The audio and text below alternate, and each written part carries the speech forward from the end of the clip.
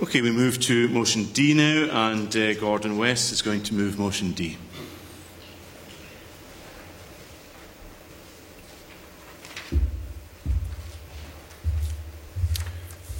Good afternoon, Gordon West, 14 Aberdeenshire. SQA exams are very strict affairs. Pupils, candidates should I say, aren't allowed to talk to one another, not even allowed to whisper quietly. Mobile phones are banned, and we have invigilators in place to make sure that these rules are upheld. Why? For the very simple reason that we want to ensure that the work that candidates produce is their own without the help from others. Let us just imagine for a moment. Suppose we were to change those arrangements. Suppose we were to allow that every candidate were allowed to take someone into the exam with them to provide help or assistance. What effect would that have on exam performance? I reckon, without much disagreement I suspect, that we'd find, well, would it just simply be that all exam results rose, or would there be a differential outcome? And I suspect strongly that I think we all know what would happen. Some pupils would have absolutely no difficulty finding someone helpful to bring into the exam hall with them. They may well have parents or older siblings who are expert in that subject area, having passed the exams themselves or for other reason proficient. And they would come in, no problem, great help.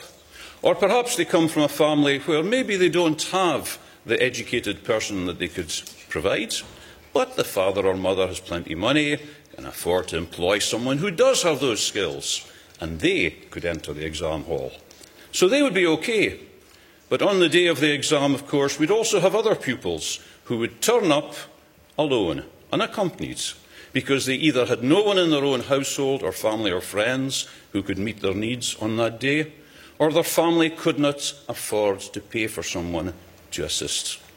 And for that reason, we would all say that would be a terrible suggestion, completely unfair. It would create a wider gap in attainment between those from more fortunate households and those from the least fortunate, shall we say. So we would say that is ridiculous, no chance. So let us turn to the motion. And I would suggest that what we have in current arrangements in Scottish education isn't a million miles from that last suggestion. True, the vast majority of marks achieved for assessment purposes are in SQA invigilated exams. But a large number of our courses have elements of those courses that are completed at home. While the teacher may well have strict rules about the amount of help that they can give their students, at home, parents employ tutors, others provide assistance. That is going to have exactly the same effect. And it is not a surprise that we have a big gap in educational attainment, and this could be one of the factors. When Aberdeenshire put together this motion, at the time we felt it was something that needed to be addressed. And then after that, it was quite interesting that the Learned Societies Group on STEM Education wrote a letter to Dr. Brown of SQA, dated the 19th of April. I would just like to read out paragraph 6 of that letter, which says, "It is notable that some candidates can do very well in the assignment, but then find the examination very difficult. This suggests that performance in the assignment can be influenced by the level of external support available to candidates from teachers, private tutors, parents and families, among others.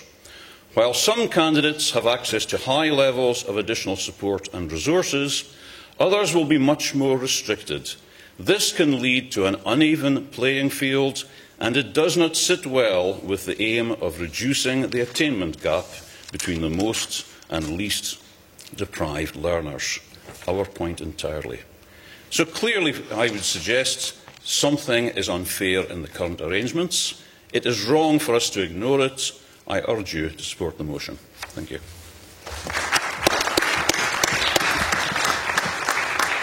Thank you very much. And Sally, are you seconding? I am seconding,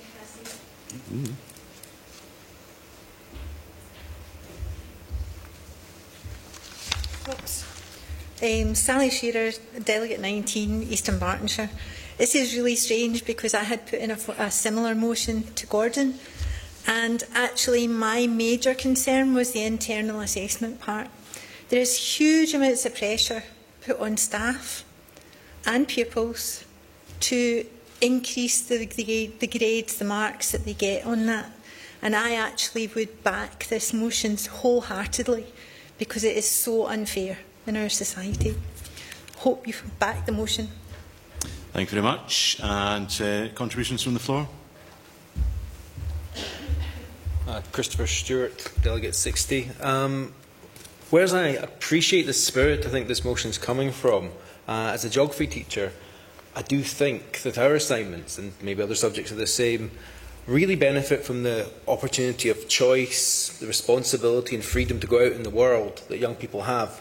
And it's not all about attainment and examination. It's about the experience of school as well. And I would be loath to lose the opportunity those assignments give our students, even though there is a lack of equity there. But that's inherent in society rather than what we are putting in front of them there.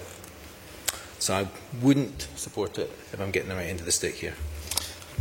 Thank you very much. Gordon, do you want to respond to that before we move to the vote?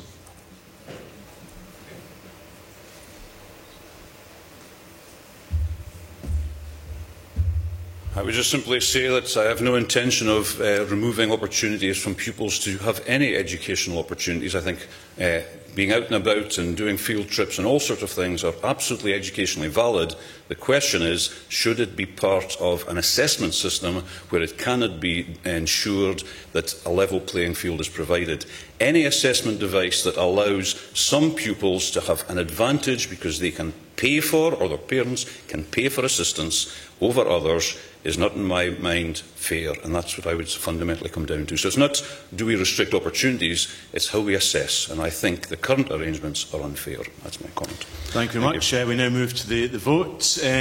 Those in favour, please raise your... I'm afraid the floor debate ended when Gordon responded. I apologise. Can we move to the vote, please? Those in favour? And those against? 2 or 3, 4. And any abstentions? Couple. Largely carried. Thank you very much.